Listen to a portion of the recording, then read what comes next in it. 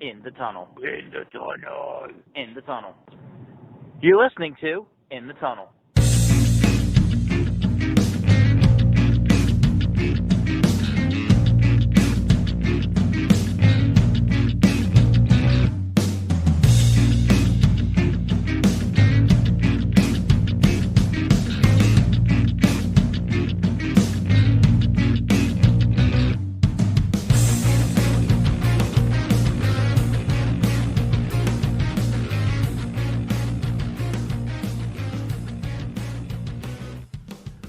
Hello and welcome to In the Tunnel, episode number 121.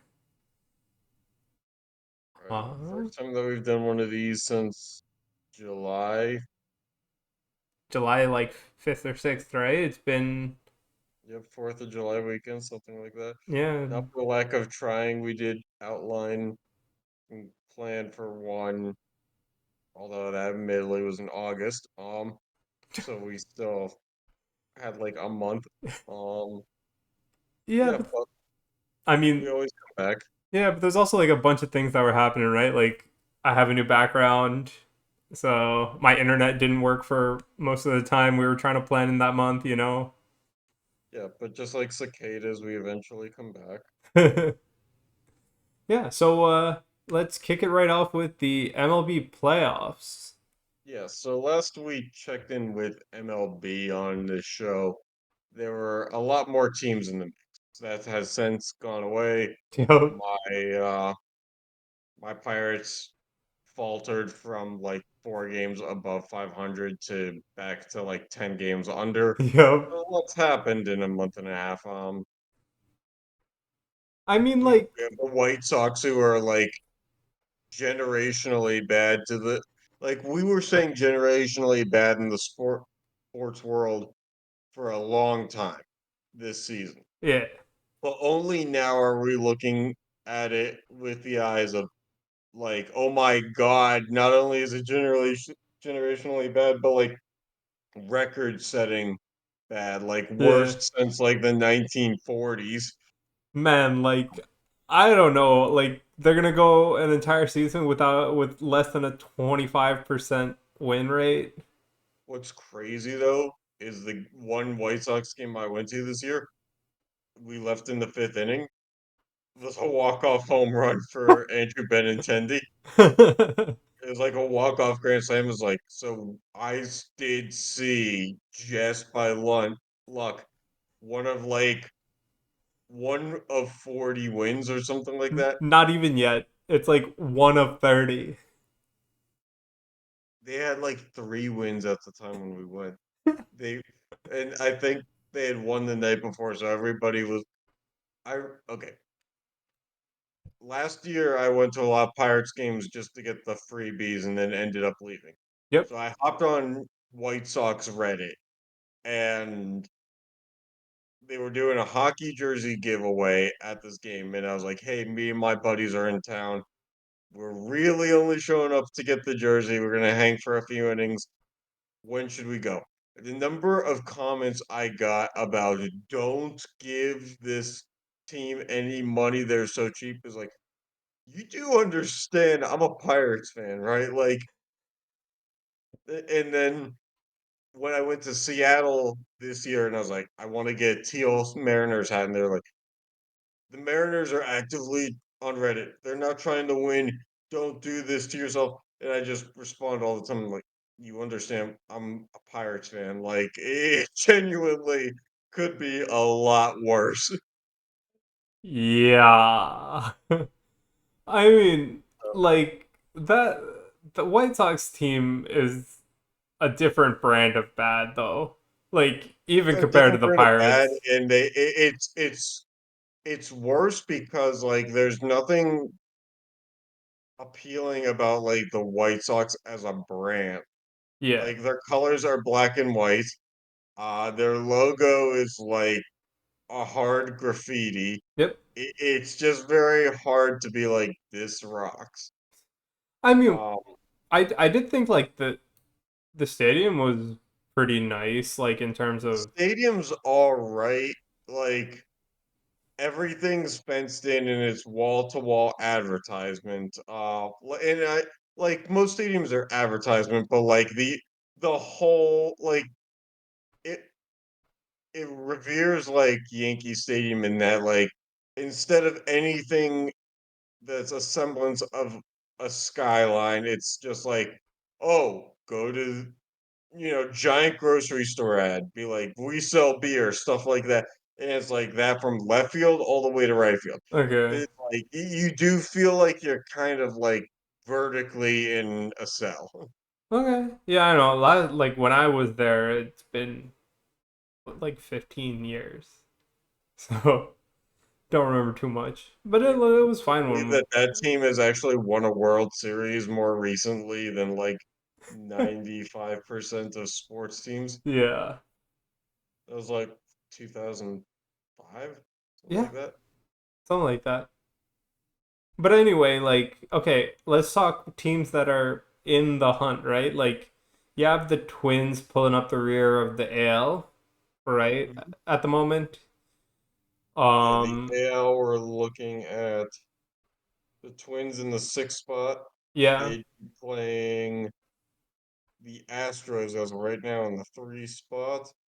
Um, we have the Orioles in the four, the Royals in the five, and then the Yankees and Guardians at the one and two. Yeah. I mean, Um and then in the NL we have the Mets pulling up the rear by a little bit. mhm. And the Phillies, Dodgers, and Brewers are the current leaders for their divisions. Yeah, so we have Phillies one, Dodgers two, three Brewers, four Padres, five Diamondbacks. And it And sounds like the Braves are only half a game back as of now. I was gonna say, it sounded like the Braves were in that wild card spot firm for a while, and the Diamondbacks kind of got hot. Mm-hmm. Also, like again, I know I've said this before in previous episodes, like the fact that the Padres actually got rid of guys and became the version that we all thought that they were going to be when they first handed out 150 to Bogarts and 300 to Tatis and Machado. Like, Mm-hmm. they spent big league money, even though they're not a big league city. And I don't know. Yeah, but I mean, I think like, it got past the point of like actively rooting for them, but I though. mean, like, at least we still have some race with like what 10, 15 games left in the season, with the Braves only being half game out of a spot. Like, because Yeah. if you look at the AL, your next team is the Tigers, and they're 3 games out. Like, don't look so hot. Well, it's the AL, but Yeah. So, I mean, I really think the AL is kind of like more set in stone, as in those are probably going to be the 6 teams. Like, I really don't see the Tigers or the Mariners or the well, Red Sox, for that matter, taking the last spot. I was just curious if because they're in the same division if the Twins played the Tigers the rest of the way, but it looks like they do not. Yeah. So that helps because like if they played each other and the Tigers swept, then like they would by far be the worst record team in the playoffs. Yep. Like we did go from in the span of a month and a half, and we kind of knew this to some extent. The NL went from more volatile, and everybody was kind of like hovering around 500 to now teams are like 13, 14 games over. Yeah.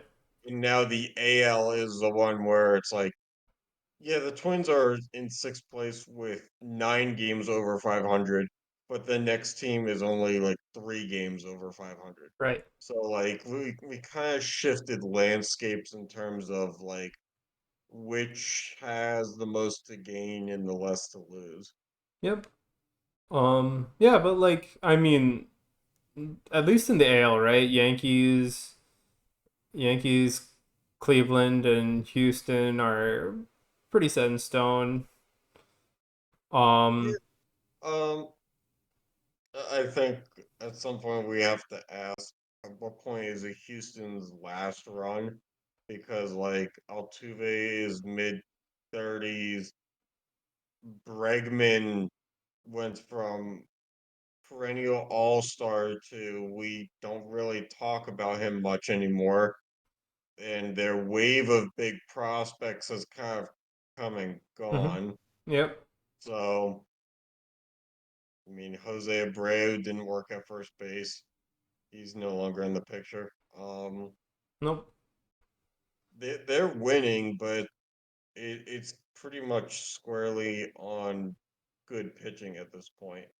And Yeah. you'd have to think that whatever offense they're contributing to the equation is not going to hold for much longer. Hmm. Um, uh, let's Fair. look into team batting average. I MLB mean, like batting. uh, they they score at least, right? They're like I don't know. Actually, they're 262, which is the second in baseball as Yeah. a team. Padres are 265. I don't know. Like it just feels like their roster older. Let's see. Let's check game day. Altuve is batting 302. Jordan Alvarez is 310. They did go get Yandy Diaz at 302. All right, I stand corrected. They're doing fine. Hmm. They, uh, here now I say on air, I am very wrong. They have one hitter in their lineup that's batting under 250. Okay. Yeah. I So mean, stand corrected.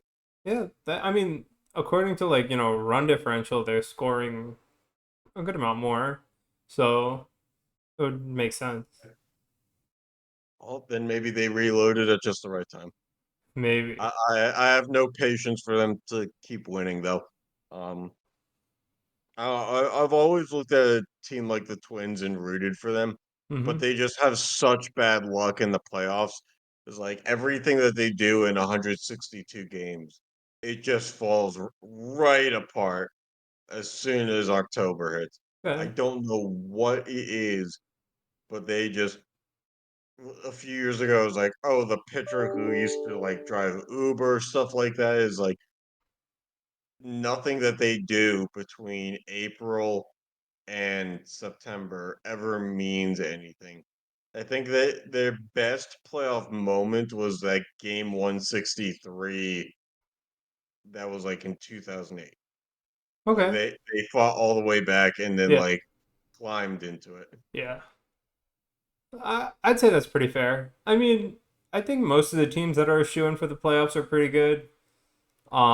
It'll be good to see some of the matchups. Well, you're Again, obviously rooting for the Yankees, but who else is there that actively is there to root for? I mean, I don't know. I root for the Yankees, so I'm not gonna root for the other New York I team, mean, at I least. I do think that the Royals right now, if they enter the picture, Huh. um, have the best chance of. But it's hard because they also won in 2015 or 16. Yeah. Like No, but like, okay, like, if those small market teams that fall all the way apart and then have to rebuild all the way back up, you always have to have a little bit of a soft spot for them. yeah, but like, I don't know, like, as a Yankees fan, I'm probably not gonna root for another team in the AL. So like, if I'm looking at another team, I'm looking at like probably like the Padres or something. My mindset has always been in sports like it's not going to be the team that beats my team, but if there's somebody who takes a different path, regardless of conference, like in the NFL, which we'll jump into in a second, is like the Detroit Lions will never be, as you said, in the way of the Steelers getting to a Super Bowl. Mm-hmm. But just knowing what they've gone through, and now how gritty they play, you always at least in my world, have such a high respect for them that you can't root for them losing. Mm-hmm. Not to mention, like, a lot of the players on the team are castaways.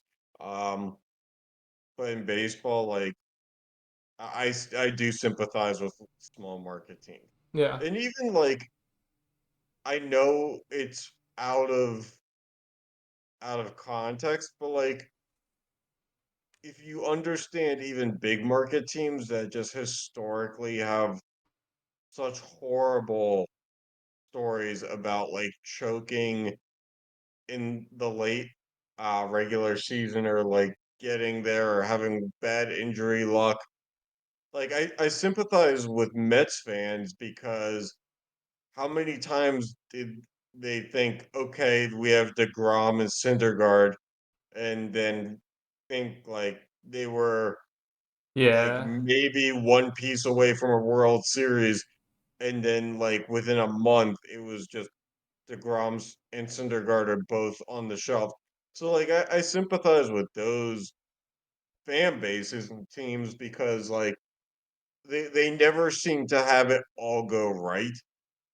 And like when True. they get within earshot of having a chance, you're kind of like a kid who like can't swim. You're kind of like, I mean, all right, you know, like I want to see you get there, as much as like I'm probably never rooting for the Mets.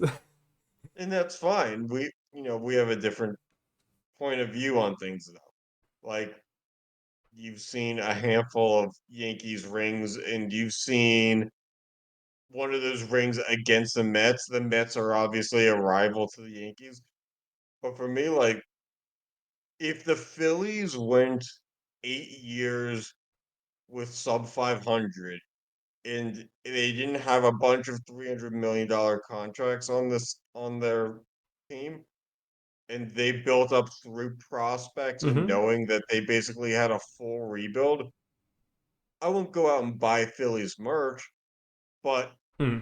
Fair. it would be That's easier fair. to root for them.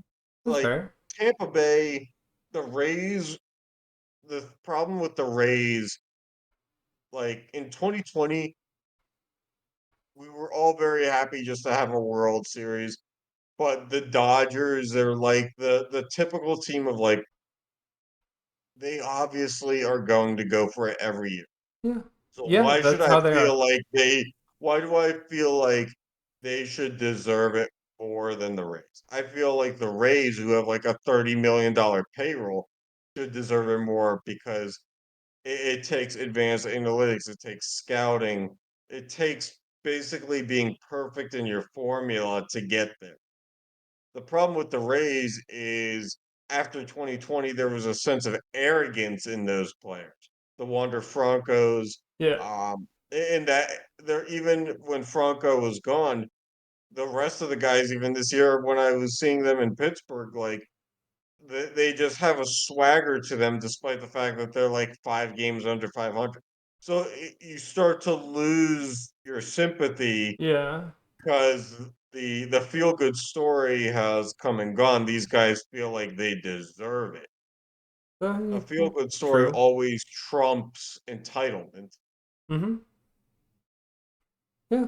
I mean, like, regardless though, like, oh, well, I'm kind of excited, like, to pick up watching a lot of baseball again during the playoffs because the regular season, like, outside the opening few games, it's kind of tough to sit through a game unless I'm there. So it'll be good to see some baseball again. Yeah, I mean, I haven't gone to a game since July. And it's not because of the record, it's just Yeah. everything changed. But like, To be fair, anybody I wants to haven't buy me gone to a game tickets in the since next few July weeks? either. Yeah, the ones I dragged you to. Yeah.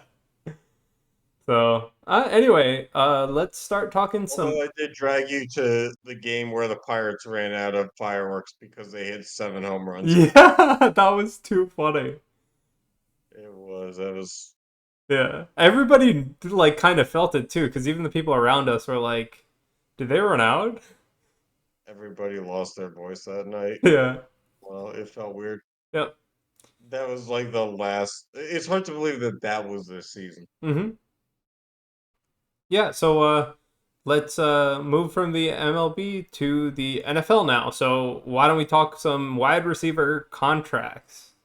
Yeah, so it just dawned on me right before we started recording that this all kind of stems from one move this season, at Yep. least the Justin Jefferson contract, Uh huh. where he got 140 earlier. Yep. And we're now starting, like, wide receivers have always been considered divas, as it were. The thing now is we're reaching NBA level where like the NFL never worked this way historically because obviously there's so many players on the team that one player trade or don't trade it doesn't make a huge difference. Mm-hmm. Like having playmakers makes a difference, but you'll always have another receiver on the roster. Yep. Um, and so like guys who are on their rookie deals is like, all right, we'll trade you, we'll get a high pick for you, and we'll keep it moving. Like Mm-hmm. no sweat off our bones, you know. Um, but now we're looking at CD Lamb, who got one. Did they both get 120? I think both of them got 120. Okay, so CD Lamb of the Cowboys got 120, and Brandon Ayuk of the 49ers got 120. Um, different guaranteed money. I think Ayuk got more guaranteed. Um, but we also saw CD Lamb. He kind of he didn't really hold out, but he didn't do any preseason snaps, anything like that, which was now in a 3 game preseason doesn't really mean a ton. Um, Actually, CD Lamb got 4 136. Ayuk got 4 120. okay, okay, but I think got more guaranteed, right? Like 65. Yeah, I didn't check guaranteed. I just checked total. Okay, okay. Um, so anyway, um, Lamb didn't kind of like didn't stay away from the team. Ayuk did. Ayuk basically was teetering on the fence of being traded here to the Mm-hmm. Steelers, which I was very much against. Um, because if a wide receiver wants 30 million and you already have a wide receiver one, you should not be trading for a guy who wants 30 million. Mm-hmm. You can I get agree. a second, you could get a wide receiver two for a lot cheaper than 30. Um, Lamb, I respect, kind of did it quietly. I made an absolute media spectacle of it. He stopped showing up to, and part of it is Steelers fans' fault for overreacting way too hard. But Yep. Ayuk, I believe, was basically like wouldn't show up in team issue anything, wouldn't wear the team name. Then they'd have negotiations one day and he'd show up in the shirt that, that says 49ers. Then next day he would go back to. So he was basically kind of playing mind games throughout this whole thing.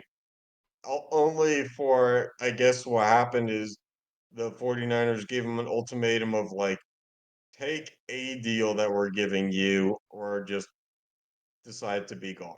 And then he decided to stay. So it was like he was never gonna go anywhere anyway. Yep. Which is fine. Like I said, it's, as a Steelers fan, I would prefer not to trade for a $30 million wide receiver, especially with TJ Watt and Minka Fitzpatrick making 30 million themselves. You just got Justin Fields, and if you actually think he's the future, you got to pay him this offseason.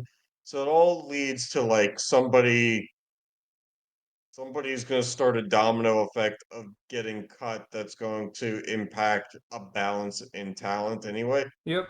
So, like you bring in more offense and you lose the defense. So it's kind of like go get a guy for 10 to 12 mil and just chill there. Um, do we think Ayuk is worth 120 mil? I'm of the opinion that he's not.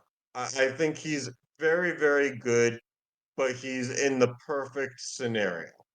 He's in a scenario where regularly you have a top five offensive line. You have a quarterback who, at the very least, is a top level game manager. You have Christian McCaffrey. You have Debo Samuel and George Kittle. You don't have to be a stud Mm, in that offense to be a contributor.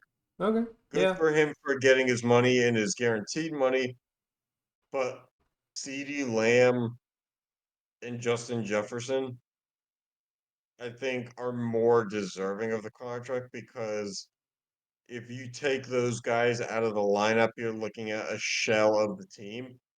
And I think if you take Brandon Ayuk out of the lineup, as we kind of saw Monday night, especially for people who play fantasy football and have him, after he signed the deal because he basically held out the whole preseason. They didn't snap. They held him on a very limited snap count anyway, and he had like two, three catches for 30 yards.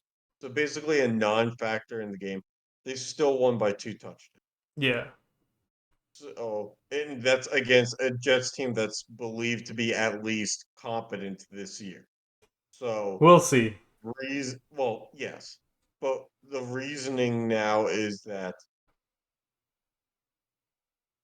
I mean, to the neutral fan, I don't know how many people would say that Ayuk is bad. I think most people would say Brandon Ayuk is very good. Yeah. I do think at the same time, I think that Brandon Ayuk is a guy who gets maybe like an $80 million contract, but I didn't see 120.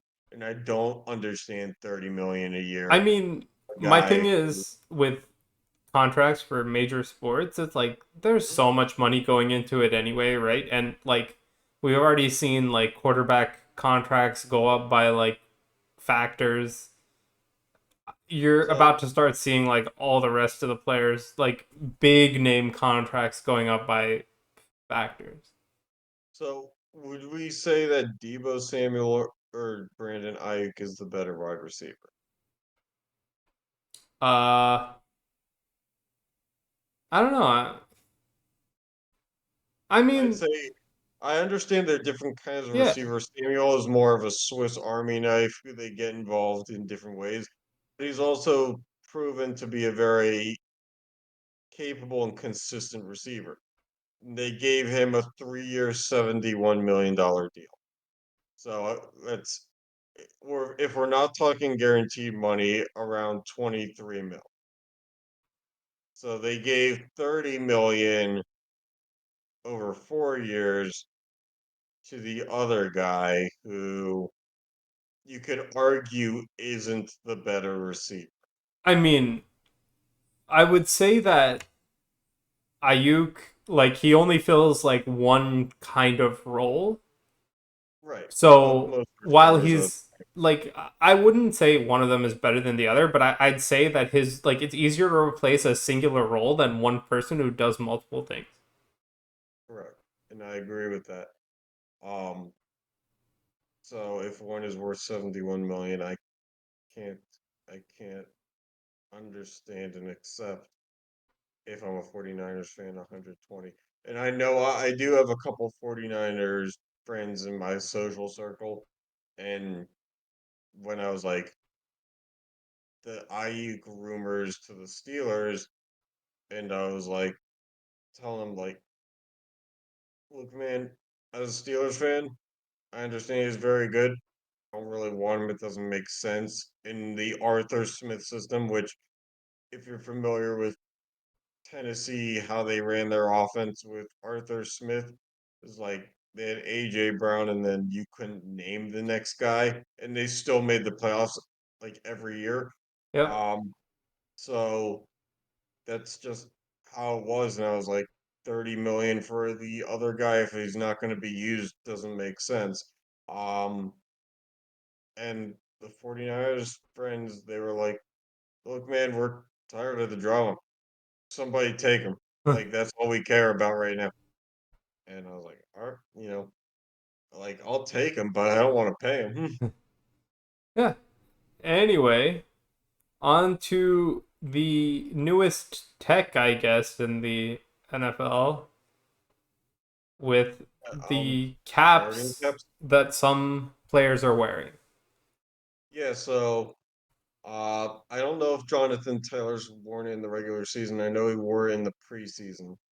Um, I don't know. This is actually kind of timely now because like we first outlined this in the preseason, but with the Tua concussion the other day, Yeah. it's now a lot more relevant again. Um, I know James Daniels of the Steelers, who's an offensive lineman, is wearing it. There seems to be very little backlash from former players about guys wearing it. And there's no So it ill says will and that hatred towards those who aren't wearing it.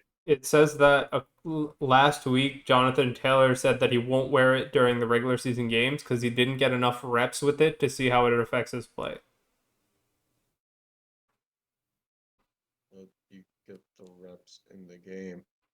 Hey man, I'm just reading They off the all wear headline. I that's fine. They all wear the Guardian caps in practice. That's like the labor union law right now. Hey man. Oh, all right. I guess I look forward to him wearing it 4 years from now when he finally gets 12 games worth of preseason reps. That seems like a really stupid way of saying I'm not going to wear it. But you know, the one guy, I guess, the Steelers player who is wearing it, um, not so much about trend setting here. It's about safety. Yeah. Offensive linemen and guys in the trenches normally not much for getting concussions. Most of their injuries are from the waist down. But I So like mean, they also are the ones that are constantly like they get a lot more, I guess, like engaged, yes. smaller repetitive concussions that are a They lot get less jostled a lot. symptomatic. Um, I don't know. For me, like I think that there's a lot of nothing in terms of players hating it. I think in 10 years we'll see a lot more use of this. And again, it's not about trend setting, but the fact that there are one or two players willing to go out of their way to do it now Hmm. will set the table for others later. Yeah. Um, I think that we're looking at an NFL player population that I mean, is I assume at some ingrained, point it's right, gonna but be they're like a ingrained in this is how they grew up, this is how they played from youth all the way through yeah, yeah. But my thing is without it. right, like you see how hockey does it, right? They kind of like just make a rule and grandfather it, right? Right. Like at some point that's gonna happen with the Guardian caps. Unless the players union fights it. Yeah, but like Hockey, they don't fight it because there's not enough profit on either side in the NHL to warrant anybody holding out over it. yeah, yeah, but like, okay, at some point, like so many studies keep coming out about like how NFL players like they just are like suffering in their retirement, basically. At Yeah, and I do some think that point, there's a level of somebody's gonna stubbornness give. to it. Huh? Yeah, I do think that there's a level of stubbornness to it too. Yeah, yeah, but like at I think some point, that I'm not yeah, saying 2 years from now, 5 years from now, even. I'm saying, you know, somewhere in I the think that future. if the players union fought this hard for safety, then they have to go all in on it at some point. Yeah, Because we went from an era where it was, oh, the league doesn't believe CTE is real. They don't believe that concussion injuries can do this. It can't exist. To now we're in the age of neurological specialists are in the enough stadium. retired players have like Um, donated their brain to research. and so I do think that it's kind of a catch 22. because the players, I think, and especially stud players, want to believe that they're so good at what they do that they will never be in a position to be concussed. Yeah, but we know Like, that's not the case. right. The History has fans told us know that that. that's not the case, The that they're fans just know being that, young but idiots. the fans know that. But good luck telling Lamar Jackson that he can't juke out of every hit. It takes a certain level of confidence to be where he is. Hmm. Um, and it takes a certain amount of humbleness and humility to wear a guardian cap in a public setting, especially on a Sunday when the whole world is watching. And it does take trendsetters like James Daniels to do that, for guys to be like, I know we wear this in practice, but if it can save, I have a wife, I have a child, and if this can buy me another 15 years of being coherent after my playing days are over, then absolutely. Yeah. You know, it takes some family But men to do that's this. why I'm saying like it's probably more so going to be like, rolled out as like a kind of grandfathered in rule than anything else. Agree with that. Because like I then you think don't deal with the ego of like Lamar Jackson or anybody else. I do think that unfortunately human beings, we learn through failure. And it may not be our own failure, but when we see on TV an injury like Tua's, Hmm. where another concussion happens and he's on the ground making the hand movements, which I guess those hand movements are, um, they coincide with deeper rooted concussions. Hmm. Um, and it's like the third or fourth time it's happened to him, that at some point there should be players who are like, if it happened to him, if I have a way of creating some extra protection for him. Or it's There's not no even like guarantee that these guys it. won't get concussions with guardian cap. No, no, no, but like it's not even like I have a way of like guaranteeing. It's not guaranteed that you won't get a concussion even with a guardian cap, right? But it's something that can potentially make a difference. It's Yeah, like nothing is going to be a surefire like you won't get a concussion, right? But it's all about like how can I minimize the possibility of me getting a concussion. And even if that guardian cap is like 1 or 2%, like why the heck not? yeah. Like you're also looking at a sport where like people more look at your numbers than your face. Hmm. Like especially if you're in the trenches, if you're an offensive lineman, you know, who cares how much they cut to your face? You know, Yeah, like most of the and time, so like especially also on defensive like linemen, when you're rushing the passer, everybody's just looking at your numbers and who the heck you are. yeah, and I do think like maybe it comes down to marketing. I do think that like maybe if the NFL had sponsorships with healthcare um companies, or even if teams regionally did, to promote health through there and mental health and stuff like that, then maybe you would get some more participation.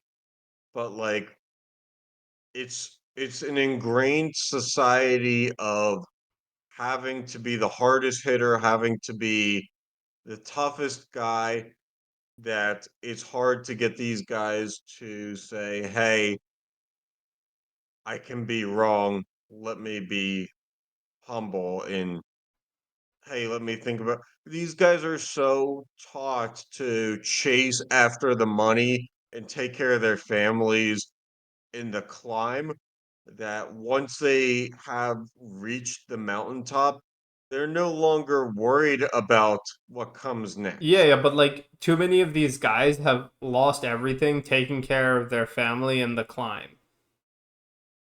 Yes. Like that's a whole nother problem. Like financial illiteracy in like sports is ridiculous.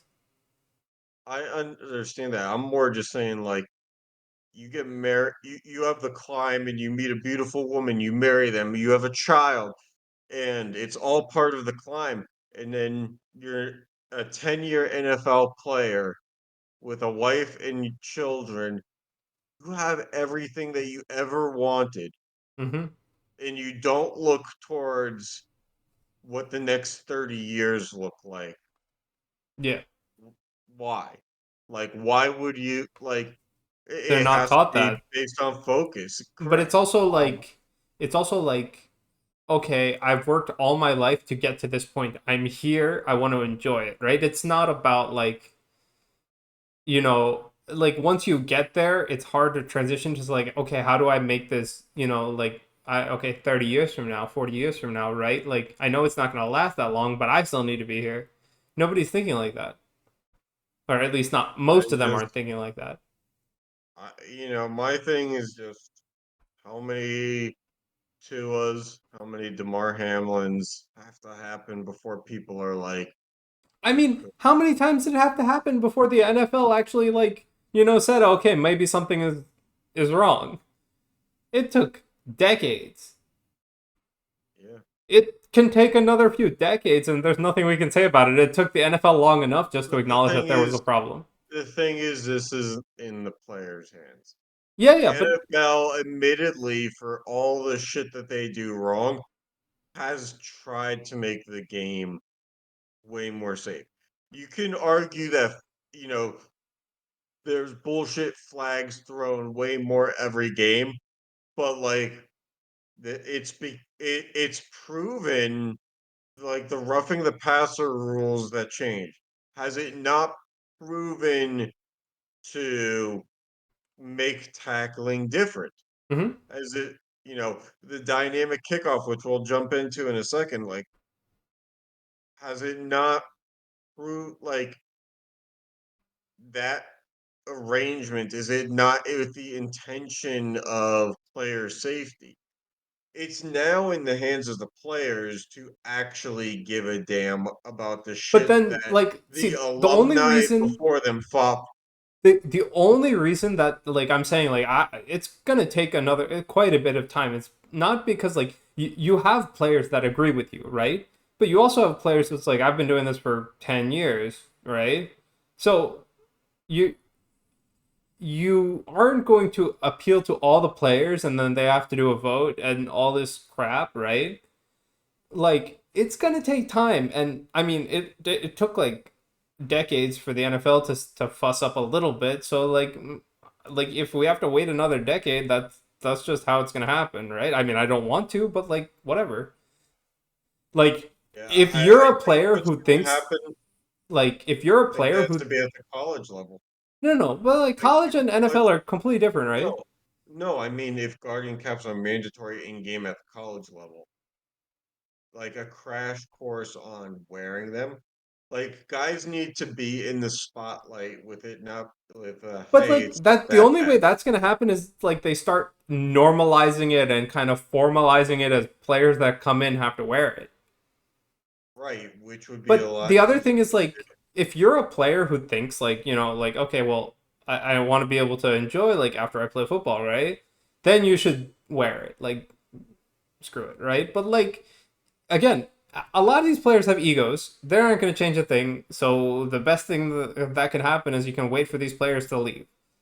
Like, and there's nothing we can do about it, do. regardless if we sit here and talk all day about it. Problem with that is that there's always a player coming in who was taught the same thing.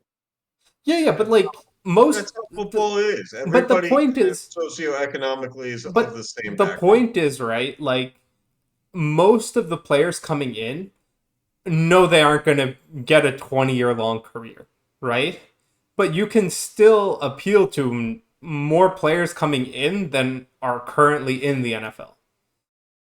So at some point you will get the advantage, right? But it That's only if you persuade. yeah, yeah, but like I mean it's going to happen, right? At some point it has to happen. And like, regardless, like they want to keep bashing their heads together. Like, there's nothing I can do about it. NFL is the So NFL. It's not the NHL where everybody like sees a skate slash in their like neck guards.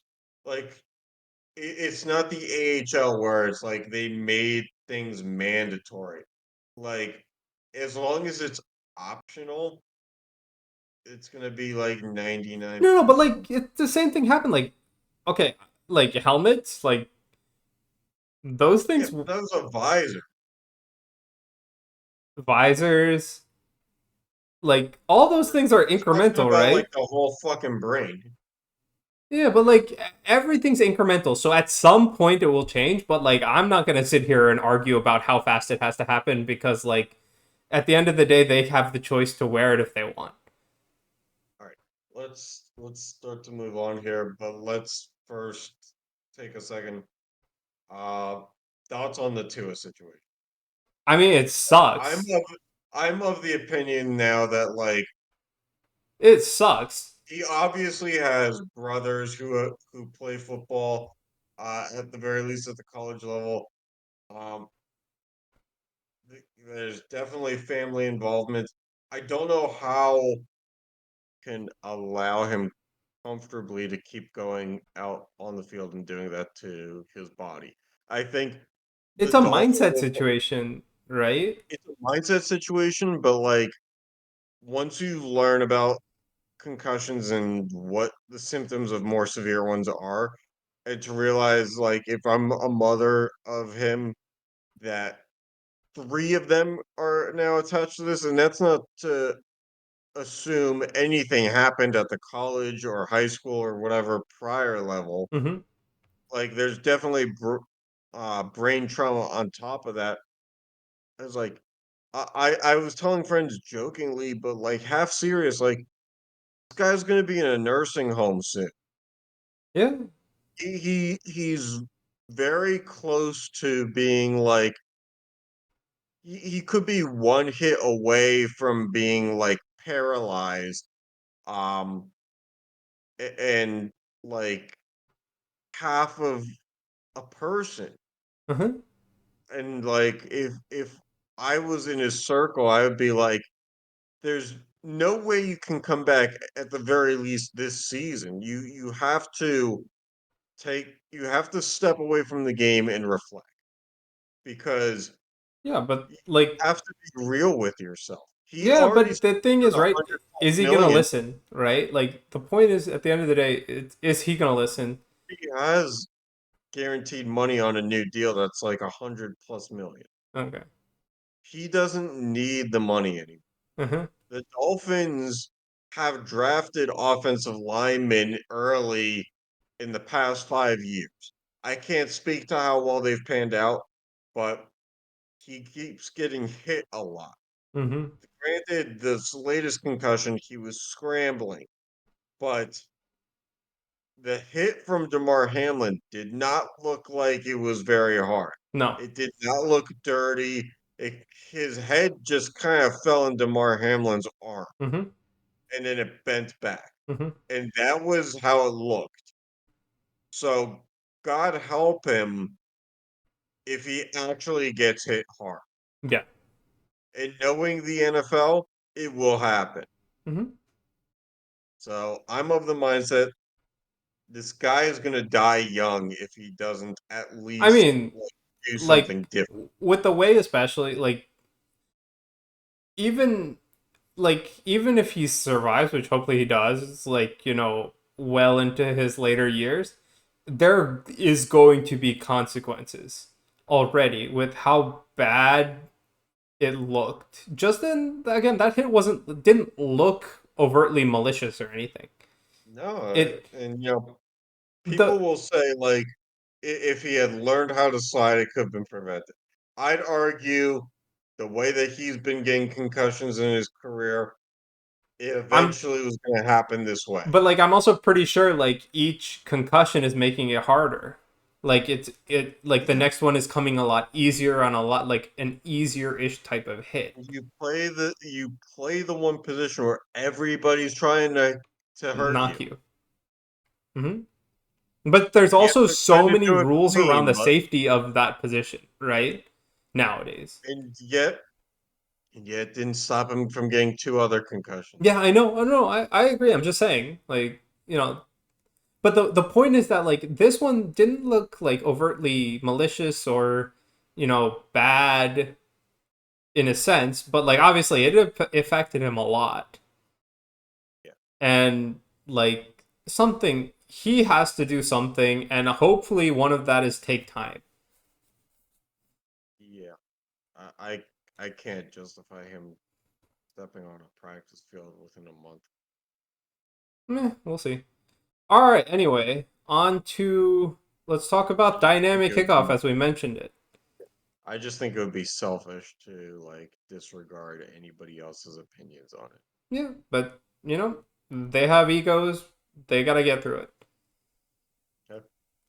Anyway, dynamic kickoff. Yeah, we gotta find the rules on this because, like, I'll be honest, it's So still you have to land the ball in between the 20 and the 0. And if it goes through, it's a normal touchback, right? But if you right, which takes it to the 25. Or no, 20, not a normal touchback. It does take it to the 20. I think it's the 20. Because I think if you land in the touchdown, if you land in the zone or you fly over, it takes you to the 30. Mm-hmm. And then, um, if You you kick it out of do bounds, you go to the more, 30 regardless or something like that. kick out of bounds, you go to the 40, 40. I think, which was what it always was. Mm-hmm. Um, And let's onside kicks are see. only allowed in the fourth. Yes. The 10 players must line up across the return team's 40-yard line and must be stationary, so they must be each, within a certain number of yards this time instead of all being Mm-hmm. in one fluid motion against each other. Yep. At least 7 players on the return team's 35-yard line, two Two players players in the return on the zone, which is the 30 20 to the 0. to the goal line. Yeah. No more than 2 players in the landing zone. Um, Players cannot move until the ball is received by the return man or hits the ground. Kickoff must make at least to the 20-yard line, and the ball must be returned. If it lands between the 20 and the goal line, if the ball lands in the end zone, it's to the 30-yard line. If the ball hits in the landing zone but rolls into the end zone, it's to the 20. Yep. If the kickoff goes out of bounds or does not make it to the 20, I guess if you have a hurricane going on, then you start at the 40. Mm-hmm. So, this rule was brought in to encourage more returns while limiting injury. I Very mean, good in intention. did you see the I think it was the Chiefs kicker? I forget who. There was a kicker who did like a weird kick where it kind of like went straight and then kind of like veered off. No, I can't say that I saw that. I don't know, it was in a preseason game. I just saw a highlight passing and it looked weird, but it looked like it was pretty consistent. And it would land like it made it hard for the returner to catch because like at the while it was already in its like peak, it started to just go off to one side depending on how he kicked it. And what was the result of it, though? Like at one time, it landed in the zone and then it went into the end zone. The other time, they didn't catch it and the same thing happened. And like one time, they caught it kind of off balance. I think. So I will agree that allows for some more creativity. I know that the I mean, Steelers, I just think that like kickers are gonna find a way to make it like net 20-yard line basically. sure, and Um. I know that teams have. I know the Steelers toyed with the idea of bringing in Cordell Patterson to the team because of a guy like him was brought into the NFL as a first round pick because of his return skills. Hmm. And now that the league is trying to encourage more returns, um, I don't know. I do feel like the data is saying that nothing is really changing. Yeah, but I mean, I think it's really just kicker's gonna get used to it, and they're gonna start. You're gonna get pinned back into the 20 a lot more. Yeah. And And I do think that even situationally, that some teams are just going to be okay with giving up the 30. yeah, I mean it, dude. If I'm a like 35-0, like You're who up gives a crap? yeah. If you're up 3 touchdowns, Like who start at gives a the crap, 30. My bro? defense is obviously stopping you. Yeah. Um, I don't know. I do think that the intent is very good. I This mean, rule I is think lifted. I the only thing I have a problem with is the fact that offside onside kicks are only allowed in the fourth. Right. If you're down 3 scores and you're trying to make a comeback, you need that opportunity. Even Um, then, it's like, sometimes it was like a niche scenario where you like the team wanted to just try an onside kick in the last part of the second quarter. Also, the need to declare an onside kick. So the Well, whole because of the lineup change in the rules, that's why. that yeah, but if everybody is 30 yards away anyway, because of how you have to line up, Hmm. because both teams basically are within 20 yards of the Yeah. returner, then it would just be the it would just be the kicking team. No, no, no. But I'm saying is like because of how they If you changed didn't the. declare it, like obviously the other team would notice that everybody is 60 yards away. Yeah, no, but like the way that they line up, like because of how that changes, that you if you don't declare it, then everybody's gonna scramble to get up there. I would argue that that's on coaches and players for not realizing that there's a whole sea of other colored jerseys standing in a literal line. But even the Nobody noticed. At that point, you deserve to lose the doesn't kick. the place the ball gets kicked off from change also?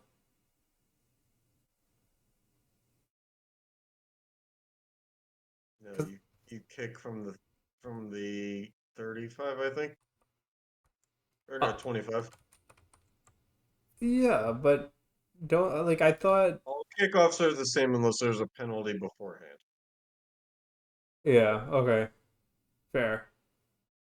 So, and how an onside works is obviously you have the kicker in the middle, just like any kickoff. You got 5 to the left and 5 to the right. Yep, They're all on the same yard line on an yep. onside kick. If you are the other team, you have zero coaches who can get a player's attention and be like, that seems off. We need to go put people there. Anyway, like my You point deserve is, to not have the ball. but like my point is that like I just think that rule is unnecessary. Like, okay, there's niche scenarios where you'd want it outside of the fourth quarter already, right? I'll meet you in the middle here. In the second and third quarter, you should have to declare Yeah. it. In the fourth quarter, it should be implied this is only happening because I'm down. But like, if I want to do a fucking onside kick with 7 minutes left in the second quarter, I don't feel the need to tell the world. Hmm. It at that point, if I'm down 35 nothing and there's still that much game left, okay, we've been out coached. God forbid they get out coached on a play. Yeah. Like they obviously came so prepared to whoop our asses. It should be easy for them to line up 10 yards away. Yeah. Um, I don't know. This whole rule was adopted from the new XFL turned UFL. Um, again, I commend the NFL for trying to bring something back in the fold. My question is just at this point, like, if the data continues to show that everybody just wants the touchbacks, what what do you try next, or do you just go back to the other style, or do you just stick with this? because touchbacks are touchbacks, and who cares the format? Mm-hmm. I really think they should reconsider the onside kick rule. That's about it. Yeah. Like I could care less Or what the rest of the kickoff is doing. Like sure, ban onside kicks in the first. I agree. It's like who the hell's gonna do it? But like the rest of the game, like come on. yeah, Even the I third, mean, like I don't think I've seen an onside kick in the third quarter. even but like even in terms of broadcasting, like there's a certain energy brought to an opportunity to say there's an onside kick. Mm-hmm. And you take that away and make it mundane, Yeah. then it loses its appeal. Yep. Okay. You want to We talk about wrap the? up with Yeah, let's wrap up with that. We don't have to Yeah. go into You want to weekend talk about the football. Chiefs? Yeah. Yeah, I guess we have a minute.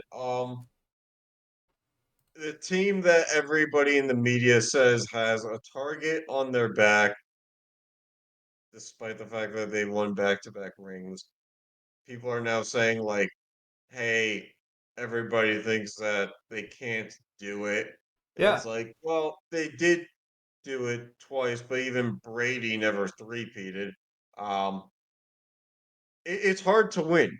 Mm-hmm. It's hard to win championships. It's hard to win back to backs. I was Mm-hmm. lucky enough to see the Penguins do it. But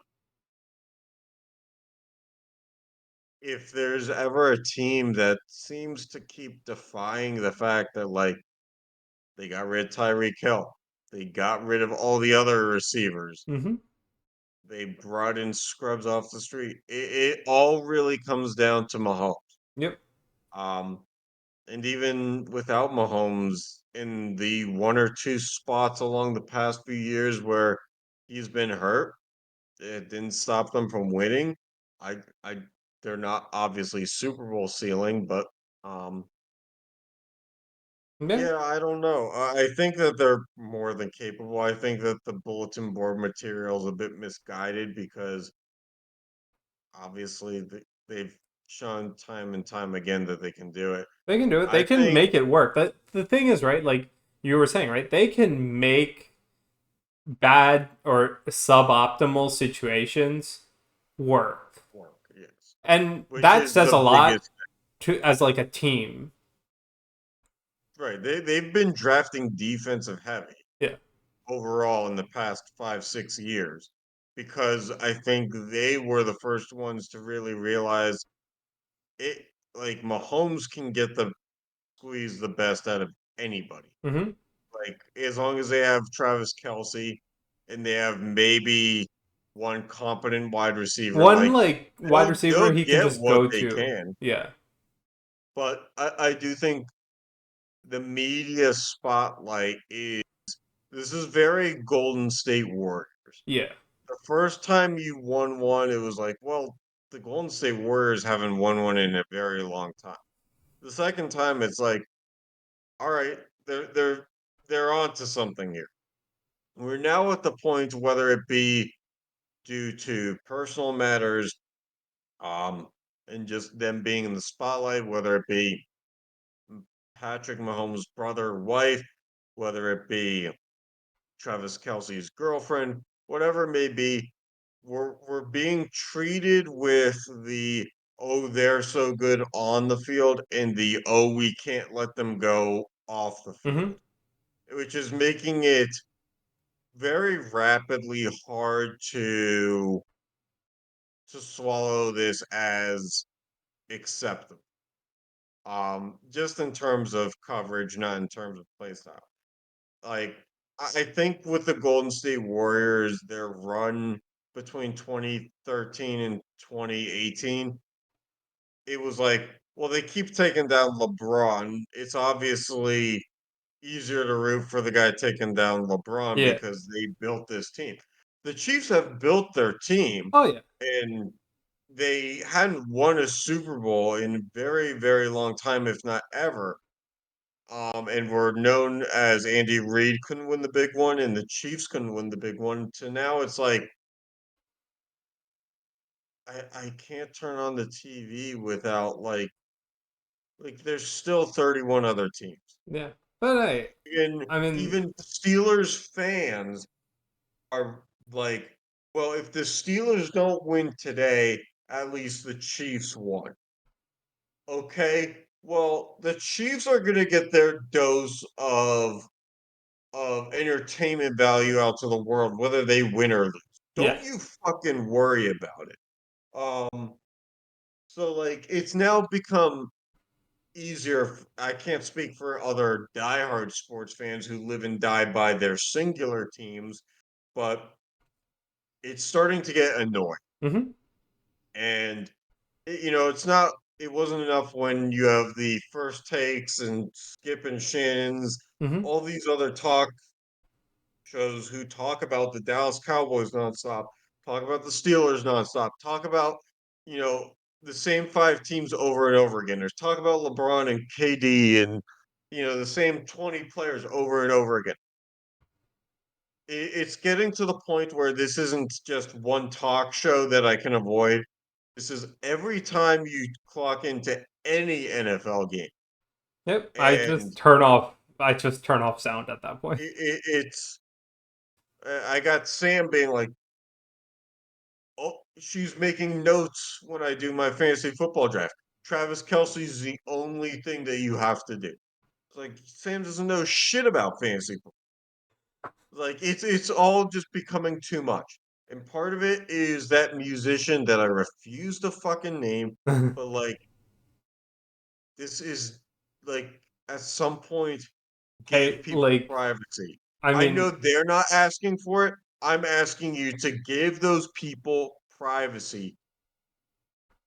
like again, I just like kind of turn off the sound. Oh, dude, I wish I could do that. Just leave it I on in the have too background. much of an I have too much of an appreciation for broadcasters Okay, because half the they grow. Whoa, broadcasters whoa, nowadays whoa, whoa. are. Okay, no, no, no. In terms of like play-by-play guys who you know how hard it is to get into that industry, and So what? If like my point well, no, is, stop. Let me finish.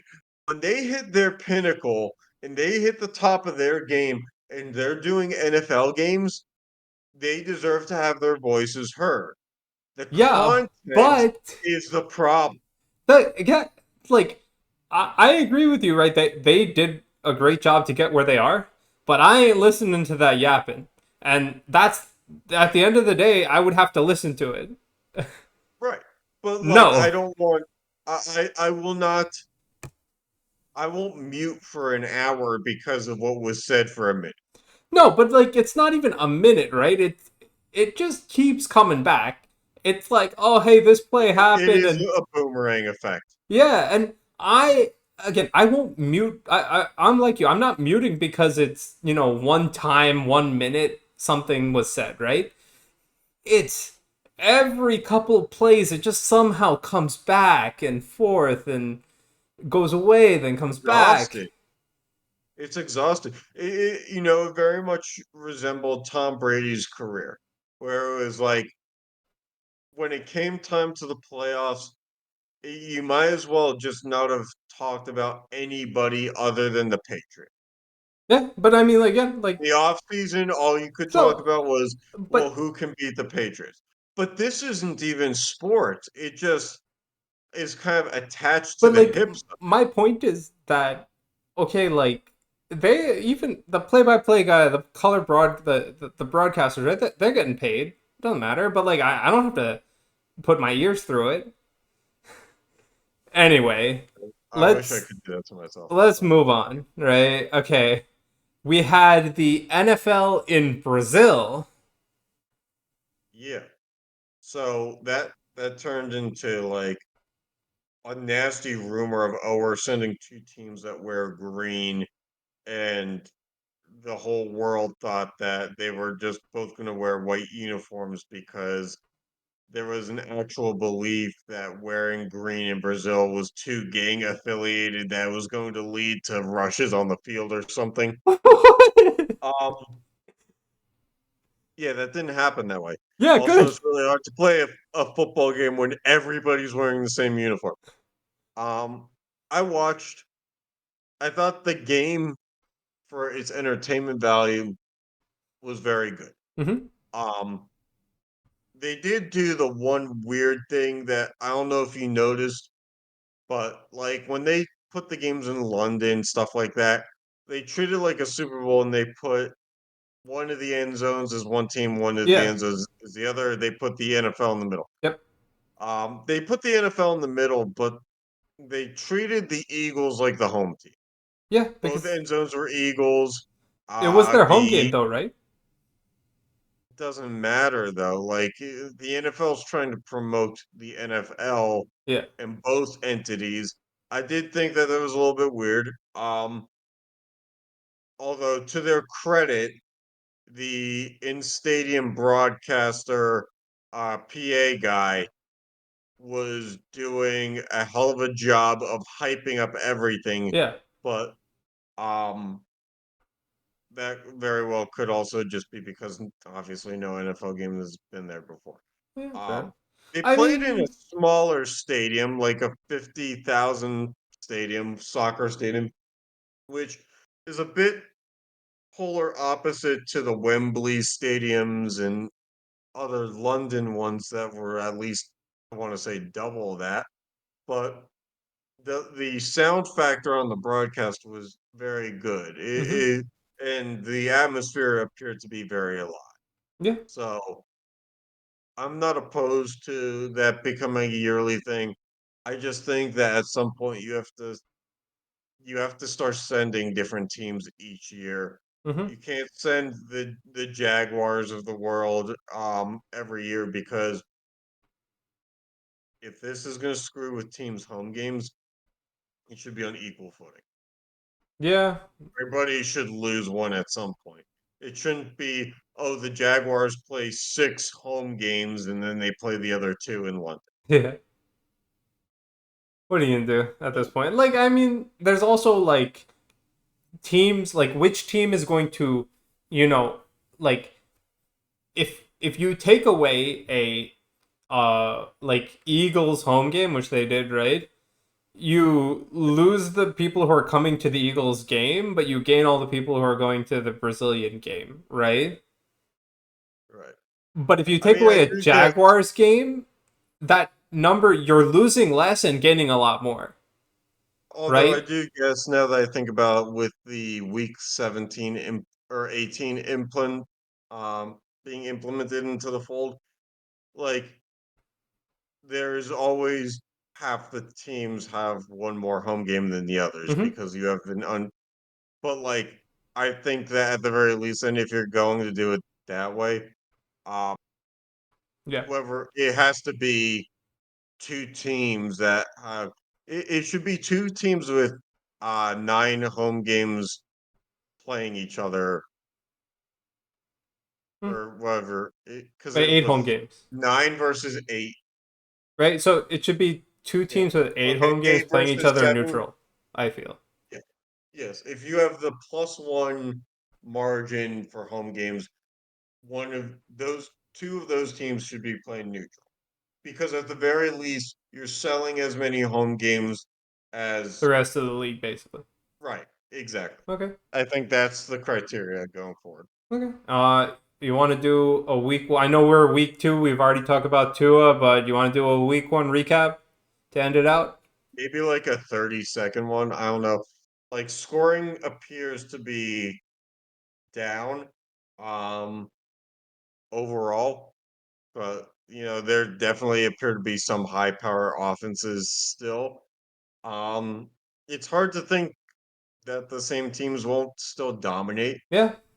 You look for more from teams like Tampa and Detroit because they obviously showed flashes. Mm-hmm. Um but we also don't know consistency I mean, we'll find from out those games tomorrow yet. at least for a We'll little find out. bit. Yeah. But I think overall, each conference, AFC and NFC, probably has two teams that are perennial studs. Mm-hmm. I do think that there's 4 or 5 teams in each conference that could be in that second tier, Okay. Fair. and that much like when we talked about the wild card for baseball, like when we talked about in July, is like I think we could see a lot of teams towards the end of the year that could be like ninth in the AFC or NFC, or Mm-hmm. they could, with a win, be like the third seed. Yeah. So we'll find out what that is as time unfolds. Yeah. All right. Well, thanks for tuning in, and we'll catch you next time.